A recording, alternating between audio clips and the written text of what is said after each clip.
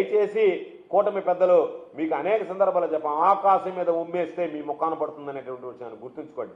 జగన్మోహన్ రెడ్డి గారి మీద, వైఎస్ఆర్ కాంగ్రెస్ పార్టీ మీద లేనిపోయినటువంటి అబండాలు వేస్తే మీరు మరింత ప్రజల్లో పలచన అవుతారనేటువంటి విషయాన్ని దృష్టిలో పెట్టుకోండి.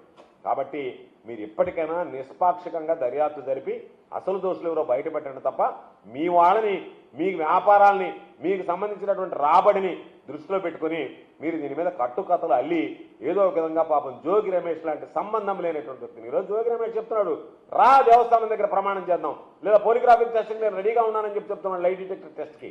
దేనికి మీరు ముందుకు రాకుండా, దేని గురించి పట్టించుకోకుండా వైఎస్ఆర్ కాంగ్రెస్ పార్టీకి సంబంధించినటువంటి ఒక పథకం ప్రకారం దోషులుగా చిత్రీకరిస్తూ వాళ్ళ మీద కేసులు బనాయిస్తూ మీరు చేసినటువంటి పాపాలు వాళ్లకు ఆపాదిస్తూ మీరు బయటపడాలని ఆలోచన చేస్తే ఇది ప్రజలకు సంబంధించినటువంటి అంశం.